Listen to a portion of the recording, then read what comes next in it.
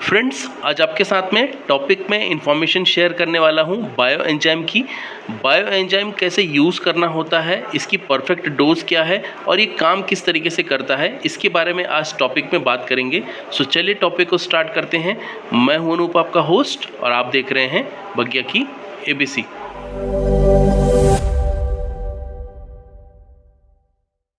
Friends, bio enzyme हमारे plant के लिए यूज़फुल है क्योंकि एंजाइम जब सॉइल के अंदर में जाते हैं तो जितना भी सॉइल के अंदर में वेस्ट के फॉर्म में न्यूट्रिशन पड़ा होता है, जो कि फिक्सेशन के कारण लगातार हम जब डालते जाते हैं तो उसके अंदर में जमा होने लग जाता है, उसको ये विघटित करके और फिर प्लांट को जिस फॉर्म में आसानी से उपलब्ध हो सकता है उस फॉर्म में अवेलेबल कराते हैं। सो प्लांट न्यूट्रिशन आसानी से अपटेक कर पाता है जब सॉइल के अंदर में एंजाइम्स अवेलेबल होते हैं। एंजाइम्स अवेलेबल कराने के लिए हम बहुत सारी चीज़ों को कर सकते हैं, जैसे कि आप वेस्ट डिकम्पोज़र का यूज़ कर सकते हैं। इसके साथ में आप अपने प्लांट की सॉइल के अंदर में जीवामृत का यूज़ कर सकते हैं, गुड़ का, बेसन का पानी डाल सकते हैं। ठीक उसी तरीके से बायो एंजाइम भी यहाँ पे हेल्प करता है। लेकिन अभी तक जितनी भी चीज़ें मैंने आपको बताई हैं ये सारी टाइम फ्रेम के अंदर में ख़राब हो जाती हैं। सपोज़ अगर आप गुड़ और बेसन का पानी बनाते हैं तो भी 10 से 15-20 दिन में ख़राब हो जाएगा, जीवामृत ख़राब हो जाएगा। इसके साथ में जो वेस्ट डिकम्पोज़र है वो बस आप होल्ड कर सकते हैं और उसे बार बार तैयार करना रहता है। तो यहाँ पे क्या है, परेशानी थोड़ी सी ज़्यादा होती है एंजाइम्स को तैयार करने में। अगर आप इन सारे मेथड से तैयार करते हैं, इनके अंदर में भी एंजाइम्स होते हैं जो कि बहुत सारे अलग अलग तरीके के होते हैं और प्लांट के लिए बहुत ही ज़्यादा बेनिफिशियल होते हैं। लेकिन अगर हम बात करें बायो एंजाइम की, तो बायो एंजाइम बहुत ही ज़्यादा यूज़फुल होने के साथ में इसको हैंडल करना, इसको स्टोर करके रखना बहुत ही ज़्यादा आसान है क्योंकि ये ख़राब नहीं होता है। आपको केवल इसे कूल और ड्राई प्लेस में, ऐसी जगह पे जहाँ पे थोड़ा सा अंधेरा हो और जहाँ पे थोड़ा सा ठंडक वाला माहौल हो, वहाँ पे इसे आप आसानी से रख सकते हैं और सालों साल आपके पास में चलता रहता है। ये करीब मेरा जो है 1 साल से चल रहा है और बना के रखा हुआ है। और मैं जब इसे यूज़ करता हूँ तो छान के मैं इसे यूज़ कर लेता हूँ। आप चाहें तो इसे सेपरेट करके भी रख सकते हैं या जिस भी कंटेनर के अंदर में आपने तैयार किया है उसी के अंदर में आप छोड़ दीजिए। जैसे जैसे समय होते जाएगा इसकी क्वालिटी और भी इम्प्रूव होती जाएगी। और जब आप इसे छान रहे हैं और जो भी वेस्ट निकल रहा है उसे आप अपने जो भी आपका किचन वेस्ट का बिन है उसके अंदर में डाल सकते हैं। तो उसके अंदर में भी एंजाइम्स की क्वांटिटी को बढ़ाएगा, तो आपका जो किचन वेस्ट होगा वो भी अच्छी क्वालिटी का बन जाएगा। जब आप इसे बनाने के बाद में इसका जो वेस्ट निकलता है उसे उसमें ऐड कर देंगे और आपके पास में बेस्ट क्वालिटी का बायो एंजाइम भी यहाँ पे अवेलेबल हो जाएगा। सो मैं यहाँ पे आपको किन किन चीज़ों का बायो एंजाइम बना सकते हैं इसके बारे में सबसे पहले बता देता हूँ। तो ये मैंने बनाया है सिट्रस बायो एंजाइम, जो कि बना है पाइनएप्पल के पील से। जो पाइनएप्पल जब हम घर में यूज़ करते हैं तो उसके जो छिलके निकलते हैं उससे आप इसे तैयार कर सकते हैं। दूसरा, ये मैंने तैयार किया था घर के अंदर में जो किशमिश आती है, वो किशमिश ख़राब हो गई थी तो उस किशमिश को मैंने यूज़ किया था और उस किशमिश से मैंने इसे तैयार किया है। स्टार्टिंग में बहुत ज़्यादा ट्रांसपेरेंट था लेकिन अब इतना ज़्यादा डार्क हो गया है कि आर बार दिख नहीं रहा था। आप देखें कितनी अच्छी सी क्वालिटी हो गई है और इसके अंदर में एयर अभी बिल्कुल भी नहीं है। अगर आप इसे खोलेंगे तो यहाँ पे एयर नहीं निकलेगी। इसका मतलब ये है कि तैयार हो चुका है। आप जब भी बायो एंजाइम तैयार कर रहे हैं, अगर उसके अंदर में से बनाने के बाद में एयर निकलती है, इसका मतलब ये है कि अभी प्रोसेस अंदर चल रहा है, एंजाइम रेडी हो रहा है। और अगर उसमें से एयर निकलना बंद हो गई तो इसका मतलब ये है कि एंजाइम आपका तैयार हो चुका है। जब भी आप ढक्कन खोलते हैं एंजाइम को तैयार करते समय तो बहुत ही सावधानी से खोलना है। अगर एयर बहुत अच्छे से भरी हुई है तो पूरा जो भी मटेरियल है बाहर आ जाएगा।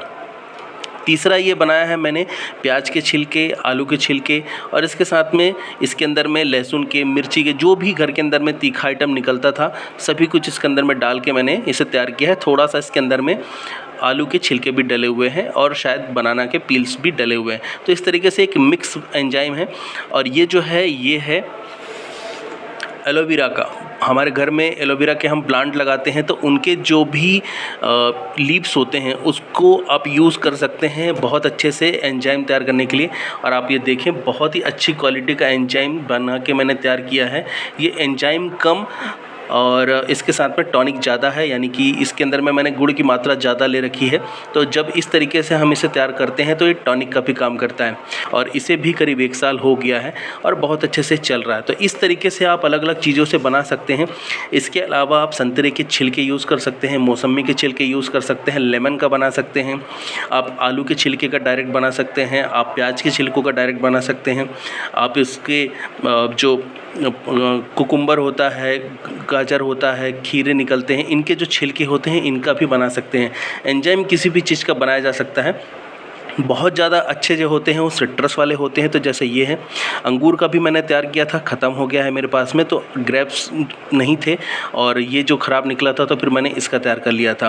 तो इन सारी चीज़ों से आप बायो एंजाइम तैयार कर सकते हैं। अब बात करते हैं क्वांटिटी की कि इसकी क्वांटिटी कितनी लेनी चाहिए। थोड़ा सा मिथ है, कोई बोलता है कि 10 ml लेना चाहिए, कोई बोलता है 20 ml लेना चाहिए, कोई बोलता है 1 ml लेना चाहिए। तो कितना लेना चाहिए तो मैं आपको यहाँ पे बताना चाहूँगा। अगर आप सर्दियों के समय में बायो एंजाइम को यूज़ कर रहे हैं या ठंडा मौसम है, जैसे अभी बारिश के समय में थोड़ा सा ठंडक रहता है, तो इस समय पे इसकी क्वांटिटी आप 20 ml तक यूज़ कर सकते हैं। अगर आप डायरेक्ट अप्लाई कर रहे हैं, यानी कि आपने बायो एंजाइम लिया, पानी के अंदर में घोला 1 लीटर में और उसको प्लांट के ऊपर में अप्लाई करना है। लेकिन अगर ये गर्मियों का समय है तो आप इसे 10 ml तक यूज़ कर सकते हैं। लिया, पानी के अंदर में मिक्स किया और अप्लाई किया। दूसरा, अगर बेस्ट मेथड की मैं बात करूं कि बायो एंजाइम को अप्लाई करना है तो उसको सही तरीका क्या है अप्लाई करने के लिए, तो बायो एंजाइम को अगर आप सही क्वांटिटी में और सही मेथड से अप्लाई करना चाहते हैं तो आपको क्या करना है, घर में आपके इस तरीके की मेडिसिन की बॉटल्स आती हैं, इसके ऊपर में आपने देखा होगा ऐसे ढक्कन रहते हैं। तो मेजर सबसे पहले आपको करके यूज़ करना है, तो इसके ऊपर में 5 ml 10 ml मेंशन रहता है, यहाँ पे 2.5 ml रहता है, तो 2.5 ml से थोड़ा सा कम आप ले लीजिए, करीब 1 ml से 1.5 ml के आसपास होगा अगर इसमें आप मेजरमेंट के हिसाब से देखेंगे। इसका आपको लेना है 1 ml और मिलाना है 1 लीटर पानी के अंदर में, और फिर उसे आपको रात में पानी में मिक्स करके छोड़ देना है अच्छे से घोल करके। या तो आप सुबह सुबह कर दीजिए मिक्स और उसे घोल करके छोड़ दीजिए, फिर जब नेक्स्ट डे जब मॉर्निंग होगी वापस से, तब आप उसे अपने प्लांट की सॉइल के अंदर में अप्लाई करिए। तो फ्रेंड्स, जब हम 1 ml 1 लीटर पानी के अंदर में मिक्स करते हैं तो उसके अंदर में क्वांटिटी हम मिलाते हैं केवल 1 ml, लेकिन जब हम उसे ओवरनाइट छोड़ देते हैं या 24 घंटे के लिए छोड़ देते हैं, सो नेक्स्ट मॉर्निंग जब आप उसे यूज़ करेंगे तो वहाँ पे 1 ml आपने मिलाया था 1 लीटर के अंदर में, लेकिन अब वो 1 ml नहीं 1000 ml हो गया है, क्योंकि पूरा का पूरा 1 लीटर पानी एंजाइम्स में कन्वर्ट हो गया है मल्टीप्लाई होने के कारण।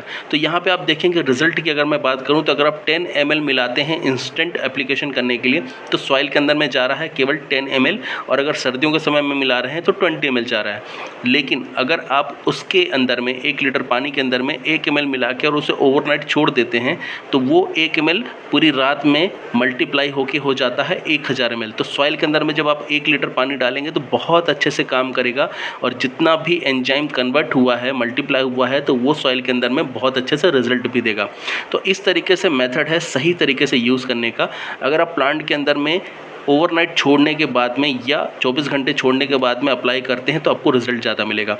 दूसरा, इसको अप्लाई करने का सही समय अर्ली इन द मॉर्निंग है या तो लेट इन द इवनिंग है, यानी कि जब भी सूरज निकला हुआ हो तब आपको एंजाइम एक्सपोज नहीं करना है, सन के सामने लेके नहीं आना है या सॉइल के अंदर में अप्लाई नहीं करना है। इससे एंजाइम मर जाते हैं, ख़राब हो जाते हैं, तो क्वालिटी ख़राब होने से फिर आपको रिजल्ट नहीं मिलेगा। सॉइल अगर ठंडी रहेगी तो बेस्ट आपको रिजल्ट मिलेगा। तो आपको अर्ली इन द मॉर्निंग कर देना है एप्लीकेशन या फिर लेट इन द इवनिंग करना है, इससे आपको फ़ायदा ज़्यादा मिलेगा। तो इस तरीके से आप इसे अप्लाई करिए, आपको रिजल्ट बहुत अच्छे से मिलेगा। अब बात करते हैं बायो एंजाइम के फ़ायदे क्या क्या हैं। बायो एंजाइम बेसिकली आपके प्लांट पे फ्लावरिंग को बूस्ट करने में हेल्प करता है, क्योंकि न्यूट्रिशन ज़्यादा अपटेक करेगा प्लांट तो फ्लावरिंग बूस्ट होगी। इसके साथ में प्लांट पे आपको ग्रीनरी ज़्यादा देखने को मिलेगी। प्लांट फोटोसिंथेसिस की प्रक्रिया को बहुत अच्छे से करेगा, इसलिए प्लांट में आपको ग्रीनरी मिलेगी, प्लांट ज़्यादा हरा भरा रहेगा, और इसके साथ में फ्रूट के साइज़ में भी आपको वृद्धि देखने को मिलेगी, आपको फ्रूटिंग भी अच्छी मिलेगी। ओवरऑल बात करें तो आपके प्लांट पे ज़्यादा फ्लावरिंग को लाने के लिए, ज़्यादा फ्रूटिंग को लाने के लिए, प्लांट को स्टेबल रखने के लिए, बीमार कम होने के लिए, इम्यूनिटी को बढ़ाने के लिए बायो एंजाइम मदद करता है। साथ में मिट्टी की गुणवत्ता में भी सुधार करता है। तो आपके प्लांट की जो सॉइल है उसकी क्वालिटी भी इंप्रूव होगी, पहले से बेटर होगी, क्योंकि जब एंजाइम्स अंदर जाते हैं तो सूक्ष्म जीवों की जो क्रिया होती है उससे मिट्टी भुरभुरी होनी चालू होती है।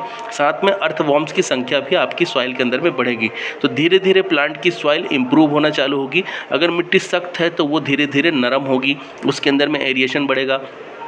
फाइबर रूट्स आपके प्लांट की सॉइल में बहुत ज़्यादा तेज़ी से बढ़ना स्टार्ट होंगे, तो प्लांट आपका स्टेबल ज़्यादा रहेगा। तो इस तरीके से बहुत सारे फ़ायदे देता है एंजाइम आपके प्लांट पे जब आप उसका रेगुलर बेसिस पे एप्लीकेशन करते हैं। यहाँ पे मैं आपको एक बात मेंशन करना चाहूँगा कि केवल एक बार अप्लाई करने से आपको सालों साल रिजल्ट नहीं मिलने वाला है, आपको लगातार इसे अप्लाई करते रहना है। तो आपको इसे 15 दिन के गैप में या 20 दिन के गैप में अपने प्लांट की सॉइल में इसे अप्लाई करते रहना है। इससे बहुत अच्छे तरीके से आपकी सॉइल के अंदर में वर्क करेगा, और जितना ज़्यादा माइक्रोब्स आपकी सॉइल के अंदर में अवेलेबल होंगे। जितना ज़्यादा माइक्रो एक्टिविटी बढ़ेगी उतना ज़्यादा अच्छे से प्लांट आपका चलेगा और उसकी इम्यूनिटी अच्छी रहेगी और बीमार कम होगा। कई बार होता है कि मौसम के परिवर्तन के कारण प्लांट खराब होने लग जाता है या उसमें असर ज़्यादा दिखने लग जाता है, मौसम का बुरा प्रभाव पड़ता है। अगर आप सही तरीके से प्लांट की केयर कर रहे हैं तो प्लांट का रेजिस्टेंस सिस्टम जो है वो ज़्यादा अच्छे से काम करता है। इससे प्लांट विपरीत परिस्थितियों में भी अपने आप को बचाने में सक्षम होता है। तो आप उसकी ताकत को बढ़ा सकते हैं, इम्यूनिटी को बढ़ा सकते हैं अगर सही तरीके से प्लांट की केयर कर रहे हैं। तो एंजाइम यहाँ पे प्लांट की आपकी ग्रोथ के साथ में उसको स्टेबल रखने में और इसके साथ में उसको बचा कर रखने में भी हेल्प करेगा। फ्रेंड्स, बायो एंजाइम को तैयार करने के लिए स्पेशली मैंने वीडियो ऑलरेडी बना के दिया हुआ है जो कि पाइनएप्पल का सिट्रस बायो एंजाइम कैसे तैयार करना है इसके ऊपर में है। सो उसका लिंक आपको डिस्क्रिप्शन में मिल जाएगा। सो अगर आपके पास में बायो एंजाइम नहीं है तो आप यहाँ से लिंक को एक्सेस करके इसे कैसे तैयार करना है देख सकते हैं और फिर उसके हिसाब से आप बायो एंजाइम तैयार कर सकते हैं। सो फ्रेंड्स, टॉपिक को मैं यहीं पे इस इन्फॉर्मेशन के साथ में वाइंड अप कर रहा हूँ। ये इन्फॉर्मेशन आपको कैसी लगी मुझे अपने कमेंट जरूर बताइएगा और इसके साथ में किसी भी टॉपिक पे अगर आप मुझसे वीडियो चाहते हैं तो मुझे मेंशन कर सकते हैं। मैं कोशिश करूँगा आपको आपकी रिक्वायरमेंट के हिसाब से टॉपिक पे वीडियो बना के देने के लिए। टिल देन के लिए friends, bye, thank you, happy gardening.